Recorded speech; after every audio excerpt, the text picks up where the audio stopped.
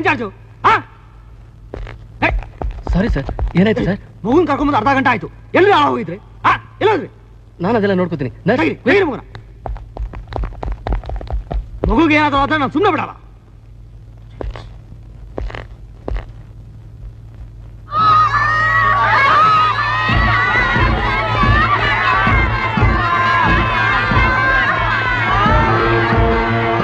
Sir ಏನಿದಲ್ಲ? ಅದೇ sir, Chamarajpet communal ಗಲಾಟೆ sir. ನೋಡ್ರಿ, ನಿಧಾನ ನಿಧಾನ.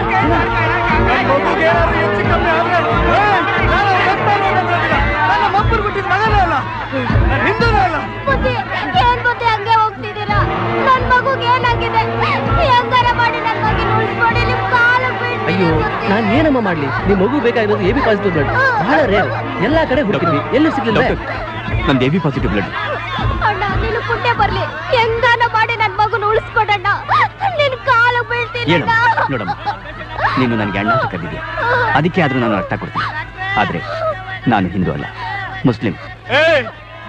ನನ್ ಮಗನಿಗೆ ಏನಾದ್ರೂ ಆಗ್ಬೇಕು, ಇಡೀ ಮುಸ್ಲಿಂ ವಂಶನ ನಿರ್ವಂಶ ಮಾಡ್ಬಿಡ್ತೀನಿ. ಸುಮ್ಮನೆ ನಾನು ನಿನ್ ಮಗನಿಗೆ ರಕ್ತ ಕೊಟ್ರೆ ಅವನ ಮನೆಯಲ್ಲಿ ಮುಸ್ಲಿಂ ರಕ್ತ ಹರಿದಿರುತ್ತೆ. ಆಗ ನೀನು ಅವನಿಗೆ ಸಾಯಿಸ್ಬಿಡ್ತೀಯಾ? ಸಾಕ್ ಸುಮ್ಮನೆರಯ್ಯ. ದೇವ್ರಂಗೊಬ್ಬ ಪುಣ್ಯಾತ್ಮ ಸಿಕ್ಕವ್ನೆ, ಅದನ್ನು ಹಾಳು ಮಾಡ್ತೀಯಲ್ಲ. ನೀನೊಬ್ಬ ಮನುಷ್ಯನ. ಅಣ್ಣ, ಹೆಂಗನ ಮಾಡಿ ನನ್ ಮಗನ ಉಳಿಸ್ಕೊಡಣ್ಣ. ನೀನು ಪುಣ್ಯ ಬರುತ್ತೆ. Doctor please please come. बहुत अच्छा बोला भाई. तुम कौन? मैं मुसलमान. हम दोनों भाई भाई है ना. ನೀನು ನಿಜವಾದ ಮುಸ್ಲಿಮ? क्यों? ನಿಜವಾದ ಮುಸ್ಲಿಂ ಯಾರು ಗೊತ್ತಾ? ಪಕ್ಕದ ಮನೆಯವನು ಹಸುಕೊಂಡಿದ್ದಾಗ ಅವನು ಹಿಂದೂನೋ ಮುಸ್ಲಿಮೋ ಅಂತ ನೋಡಿದೆ ಅವನು ಹೊಟ್ಟೆ ತುಂಬಿಸಿ ಆಮೇಲೆ ಊಟ ಮಾಡ್ತಾನಲ್ಲ ಅವನು. सच्चा मुस्लिम अच्छा इंसान होता है. अच्छा इंसान हिंदू में भी है. क्यों मालूम है?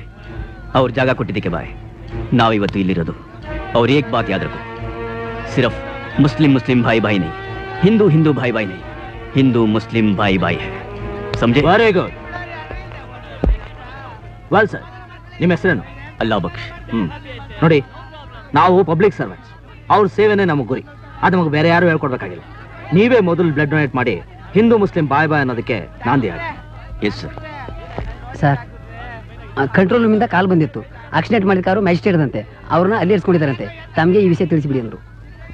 All right sir. Sir sir, ನೀವು ಅಶೋಕ್ ಕುಮಾರ್ ಅಲ್ವಾ ಸರ್? ಎಸ್. ಏನೋ ಎಷ್ಟು ದಿವಸದ ಗಾಡಿ ಓಡಿಸ್ತಾ ಇದೆಯಾ? ಆಕ್ಷನ್ ಆದ್ಮೇಲೆ ಗಾಡಿ ನಿಲ್ಸ್ಬೇಕು ಬುದ್ಧಿ ಇಲ್ಲ ನಿಮಗೆ? ಸರ್, ನಾನು ಗಾಡಿ ನಿಲ್ಲಿಸ್ಬೇಕು ಅಂತಿದ್ದೆ, ಅಷ್ಟೊಳಗೆ ಸಾಹೇಬ್ರು ಅರ್ಜೆಂಟಾಗಿ ಹೋಗ್ಬೇಕು ಅಂದ್ರು.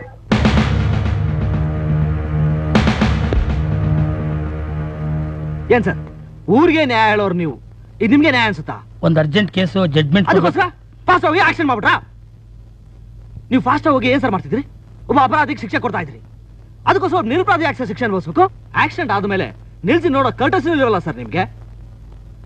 ಹೆಣ್ಣಾಗಿ ಹುಟ್ಟೋದೇ ಪಾಪ ಅನ್ನೋ ಈ ಕಾಲದಲ್ಲಿ ಆ ಹುಡುಗಿ ಕೈಯೋ ಕಾಲ ಏನಾದ್ರೂ ಆಗಿದ್ರೆ ಏನ್ ಗತಿ? ಒಂದ್ ವೇಳೆ ನಿಮ್ಮ ಮಗಳಿಗೆ ಏನಾದ್ರೂ ಆಗಿದ್ರೆ ಏನ್ ಮಾಡ್ತಿದ್ರಿ?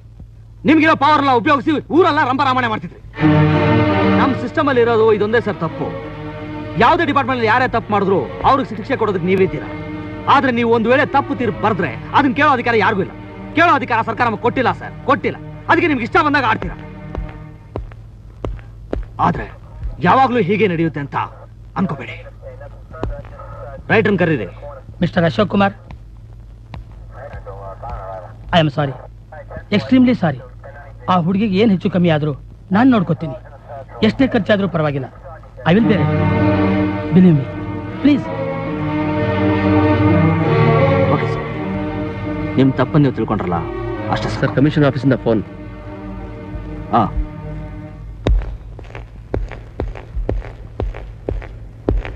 ಬನ್ನಿ ಅಶೋಕ್ ಕುಮಾರ್, ಪ್ಲೀಸ್ ಕಮ್. ಇದು ನಿಮ್ಮ transfer order. I am sorry sir. ಯಾಕೆ, ಏನಾಯ್ತು? ಸರ್, ನಾನು ಟ್ರಾನ್ಸ್ಫರ್ ಆಗಿ ಈಗ ತಾನೆ 6 ತಿಂಗಳಾಯ್ತು. ಎಷ್ಟೋ ಧೂಳು ಹಿಡಿದು ಕೂತಿದ್ದ ಕೇಸ್ ಎಲ್ಲ ಈಗ ತಾನೆ ಕ್ಲಿಯರ್ ಆಗ್ತಾ ಇದೆ. ನಾನು ಟ್ರಾನ್ಸ್ಫರ್ ಆದ್ರೆ ಮತ್ತೆ ಅವೆಲ್ಲ ಧೂಳು ಹಿಡಿತೆ ಸರ್. ಬೇರೆ ಏನಾದರೂ ಅಲ್ಲಿಗೆ ಪೋಸ್ಟ್ ಮಾಡ್ಬೋದಲ್ಲ ಸರ್? ಆ ಏರಿಯಾಕ್ಕೆ ಹೋಗೋಕೆ ಯಾರು ಒಪ್ತಾ ಇಲ್ವಲ್ಲ? ಯಾಕೆ ಸರ್? ಎಲ್ರಿಗೂ ತಮ್ಮ ಹೆಂಡತಿ ಮಕ್ಕಳು ತಬ್ಲಿ ಆಗ್ತಾರೋ ಅನ್ನೋ ಭಯಾನ? ಯಾರು ಹೋಗದೆ ಇದ್ದ ಜಾಗಕ್ಕೆ ನನ್ನನ್ನು ಯಾಕೆ ಪೋಸ್ಟಿಂಗ್ ಮಾಡ್ತಾ ಇದ್ದೀರಾ? ನನಗೆ ಹೆಂಡತಿ ಮಕ್ಕಳು ಯಾರು ಇಲ್ಲ ಅಂತಾನಾ? Mister Ashok, this is higher office order. You should obey it. ಅಪ್ಪ ಹಾಕಿದ ಆಲ್ದ ಮರ ಅಂತ ನೇಣು ಹಾಕೊಳಕ್ ಆಗಲ್ಲ ಮೇಡಮ್.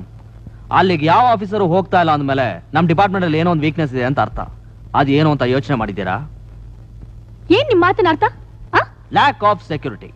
ನಮಗೆ ಸೆಕ್ಯೂರಿಟಿ ಇಲ್ಲದೆ ಇರೋದು. ನೀವು ಪಿಸಿಗಳು ಏನ್ ಕೊಟ್ಟಿದ್ದೀರಾ? ಅದೇ 1947 ಕಾಲದ ರೈಫಲ್. ಒಂದು ಸಲ ಗುಂಡಾರಿಸಿ ಮತ್ತೆ ಲೋಡ್ ಮಾಡೋದಕ್ಕೆ ಅರ್ಧ ಗಂಟೆ ಟೈಮ್ ಬೇಕು. ಮತ್ತೆ ನಮಗೆ ಈ 6 ಬುಲೆಟಿನ ರಿವಾಲ್ವರ್. ಪ್ರತಿ ಸಲ ಗುಂಡಾರಿಸಿದಾಗಲೂ ಅದಕ್ಕೆ ಲೆಕ್ಕ ಕಾರಣ ಕೊಡ್ಬೇಕು. ಏನ್ ಸರ್, ನಮ್ಮ ಮೇಲೆ ಅಟ್ಯಾಕ್ ಮಾಡಕ್ ಬರೋರು ನಾವು ಗುಂಡ್ ಲೋಡ್ ಮಾಡೋರು ಕಾಯ್ತಾ ಕೂತಿರ್ತಾರ, ಅಥವಾ ನಮ್ಮ ಹತ್ರ 6 ಬುಲೆಟ್ ಇದೆ ಅಂತ 6 ಜನ ಬರ್ತಾರ? ಏನಾದ್ರೂ ಫಂಕ್ಷನ್ ಆದ್ರೆ ಇಲ್ಲ ಪೊಲಿಟಿಷಿಯನ್ಸ್ ಬಂದ್ರೆ ಸ್ಟೇಷನ್ ಅಷ್ಟು ಜನ ಪಿಸಿಗಳು ಸೆಕ್ಯೂರಿಟಿಗೋಸ್ಕರ ಕಳಿಸ್ತೀವಿ.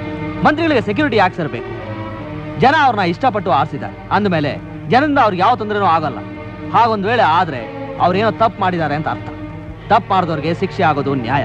ಅದನ್ನ ನಾವು ಕೊಟ್ರೇನು ಇಲ್ಲ ಜನ ಕೊಟ್ರೇನು ಎಲ್ಲ ಒಂದೇ. ನಿಜವಾದ ಸೆಕ್ಯೂರಿಟಿ ಬೇಕಾಗಿರೋದು ನಮಗೆ ಸರ್, ಪೊಲಿಟಿಷಿಯನ್ಸ್ಗೆ ಅಲ್ಲ. ದಿನ ಬೆಳಗಾದ್ರೆ ರೌಡಿಗಳು ದರೋಡೆಕಾರ ಜೊತೆ ಹೋರಾಡೋರು ನಾವು ಮನೆಯಿಂದ ಹೊರಗೆ ಬಂದ್ರೆ ನಾಳೆ ನಾವು ಕುಂಕುಮ ಇಟ್ಕೋಬೇಕೋ ಬೇಡ ಅಂತ ಯೋಚನೆ ಮಾಡೋದು ನಮ್ ಹೆಂಗ್ಸ್. ಅವ್ರು ಹೆಂಡ್ತಿರಲ್ಲ. ಏನ್ರಿ ಬಂದ್ ಕೆಲ್ಸ ನೋಡಿ ಅಂದ್ರೆ ತಲೆ ಎಲ್ಲ ಮಾತಾಡ್ತೀರೇನ್ರಿ?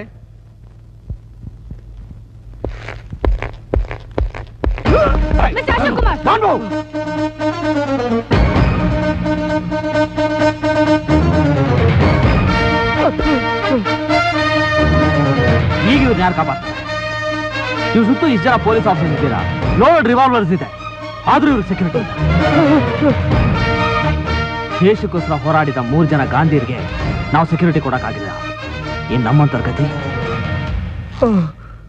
I am sorry sir, I am extremely sorry sir. ನಮ್ಮ ಡಿಪಾರ್ಟ್ಮೆಂಟ್ ಅಲ್ಲಿ ಸೆಕ್ಯೂರಿಟಿ ವೀಕ್ನೆಸ್ ಎಷ್ಟು ಅಂತ ತೋರ್ಸೋಕ್ಕೋಸ್ಕರ ನಾನು ಹೀಗೆ ಮಾಡಿದೆ. ನಾನು ನನ್ನ ಬಗ್ಗೆ ಮಾತ್ರ ಮಾತಾಡ್ತಿಲ್ಲ, ನಮ್ಮ ಡಿಪಾರ್ಟ್ಮೆಂಟ್ ಬಗ್ಗೆ ಮಾತಾಡ್ತಿದ್ದೀನಿ. ಬಿಟ್ರೆ ಕ್ರಾಂತಿಕಾರಿ ತರ ಭಾಷಣ ಮಾಡೋಂಗಿದ್ದೀರಾ? Thank you for the compliments madam. ಈಗಲಾದ್ರೂ ಗೊತ್ತಾಯ್ತಲ್ಲ. ಆದ್ರೆ ನಾನು ಹಾಕೊಂಡಿರೋದು ಕರ್ತವ್ಯನ ದೇವರು ಅಂತ ನಂಬಿರೋ ಕಾಕಿನ. ಭಜನೆ ಮಾಡೋ ಕಾವಿನೂ ಅಲ್ಲ, ಭಾಷಣ ಮಾಡೋ ಕಾದಿನೂ ಅಲ್ಲ. ಹಾಗಾದ್ರೆ ನಾವು ಹಾಕೊಂಡಿರೋದು ಕಾಕಿ ಅಲ್ವಾ? ಅಷ್ಟು ಗೊತ್ತಿಲ್ದ ಮೇಲೆ ಡಿಪಾರ್ಟ್ಮೆಂಟ್ ಅಲ್ಲಿ ಹಾಕಿದ್ದೀರಾ? Mister Ashok Kumar, sorry madam. ಈಗ ನೀವು ನನ್ನ ಮೇಲೆ ಜೋರ್ ಮಾಡೋದಕ್ಕೆ ಕಾಕಿ ಹಾಕೊಂಡ್ರೋ ಪೊಲೀಸ್ ಆಫೀಸರ್ ಅಲ್ಲ, ತಾಳಿ ಕಟ್ಟಿಸ್ಕೊಂಡ್ರೋ ನಾನು ಹೆಂಡ್ತಿ. ಅದ್ ನನ್ ಗೊತ್ತು. ಆದ್ರೆ ನಿನ್ ಬಿಹೇವಿಯರ್ ಬಗ್ಗೆ ಏನಾದ್ರೂ ಗೊತ್ತಿದ್ಯಾ? ನಮ್ ಡಿಪಾರ್ಟ್ಮೆಂಟ್ ಅಲ್ಲಿ ನಿನ್ಗಿರೋ ಹೆಸರೇನ್ ಗೊತ್ತಾ? Short tempered, emotional, arrogant. ಅಪ್ಪ, ನಾನು ಇರೋದೇ ಹೀಗೆ. ಅದ್ ನಿನಗಿಷ್ಟ ಆಗಿಲ್ಲ ಅಂದ್ರೆ that is not my problem. ನೀನ್ ಟ್ರಾನ್ಸ್ಫರ್ ಆರ್ಡರ್ ಒಪ್ಕೊಂಡೆ ತಾನೆ, ಮತ್ತಿನ್ ಯಾಕೆ ಅಷ್ಟೊಂದು ದೊಡ್ಡ ಡ್ರಾಮಾ ಕ್ರಿಯೇಟ್ ಮಾಡ್ಬೇಕಿತ್ತು? ನಾನು ಡ್ರಾಮಾ ಕ್ರಿಯೇಟ್ ಮಾಡಲಿಲ್ಲ. I just expose the department weakness. ಹಾಗಾದ್ರೆ ನಿನ್ಗೆ ಹೆಂಡತಿ ಇಲ್ಲ ಅಂತ ಹೇಳಿದ್ದು ಡ್ರಾಮಾನ ಸತ್ಯನಾ? ಅರೆ, ನಾನ್ ಕೇಳ್ತಾನೆ ಇದ್ದೀನಿ. ಮೊದಲು ನನ್ಗೆ ಉತ್ತರ ಹೇಳು. ನಾನಿದ್ದು ಹೆಂಡತಿ ಇಲ್ಲ ಅಂತ ಹೇಗೆ ಹೇಳ್ತೀಯಾ? ಇಲ್ಲ ನಾನು ನಿನ್ ಬಿಡಲ್ಲ. ಅರೆ ಏನ್ ಸ್ಟ್ಯಾಚ್ಯೂ ಸ್ನಾನ ಮಾಡ್ಕೊಂಡ್ಬರ್ತೀನಿ.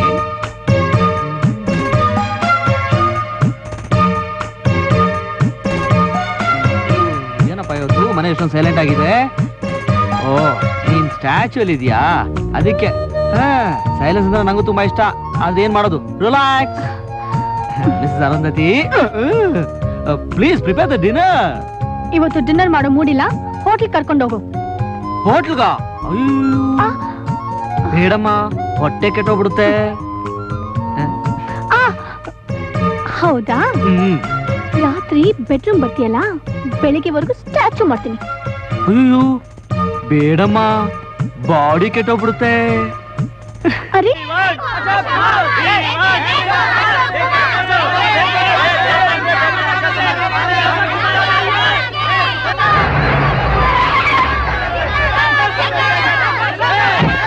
ನಿಲ್ಸಿ, ನಿಲ್ಸಿ. Stop it. I say stop it, stop it, please, please.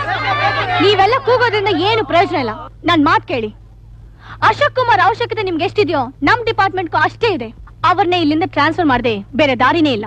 ಇಷ್ಟು ದಿವಸ ನಾವು ನಿಶ್ಚಿಂತೆಯಿಂದ ನಿದ್ದೆ ಮಾಡ್ತಾ ಇದ್ವಿ, ಈಗ ಅವ್ರನ್ನ ಕಳಿಸಿ ಜಾಗರಣೆ ಮಾಡಿ ಅಂತ ಹೇಳ್ತಿದ್ದೀರಾ?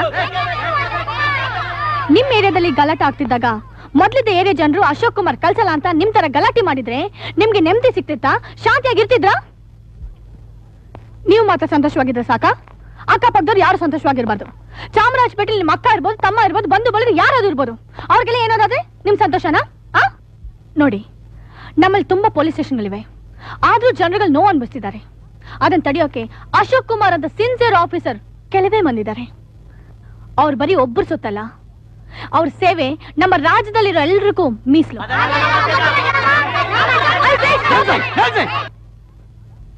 ಜನರಿಗೆ ಶಾಂತಿ ನೆಮ್ಮದಿ ಕೊಡೋದು ನಮ್ಮ ಡಿಪಾರ್ಟ್ಮೆಂಟ್ ಕರ್ತವ್ಯ. ಆದ್ರೆ ಅದನ್ನ ಕಾಪಾಡ್ಕೊಳ್ಳೋದು ನಿಮ್ಮೆಲ್ಲರ ಕರ್ತವ್ಯ. ಅದಕ್ಕೆ ನಾವು ಪೊಲೀಸ್ನವ್ರು ಅಲ್ವಲ್ಲ ಅಂತ ಹೇಳ್ಬೇಡಿ. ಈ ದೇಶದ ಪ್ರತಿಯೊಬ್ಬ ಪ್ರಜೆನು ಯೂನಿಫಾರ್ಮ್ ಹಾಕೊಳ್ದಿರೋ ಪೊಲೀಸ್ನವರು, ಪ್ರತಿಯೊಬ್ಬ ಪೊಲೀಸ್ನವರು ಯೂನಿಫಾರ್ಮ್ ಹಾಕೊಂಡ್ರ ಪ್ರಜೆ. ಇದನ್ನ ನೀವೆಲ್ಲ ಅರ್ಥ ಮಾಡ್ಕೊಂಡ್ರೆ ನಮ್ಮ ದೇಶಕ್ಕೆ ಪೊಲೀಸ್ ಸ್ಟೇಷನ್ಸೇ ಬೇಕಾಗಲ್ಲ. ದಯವಿಟ್ಟು ಅರ್ಥ ಮಾಡ್ಕೊಂಡು ಸಹಕರಿಸಿ.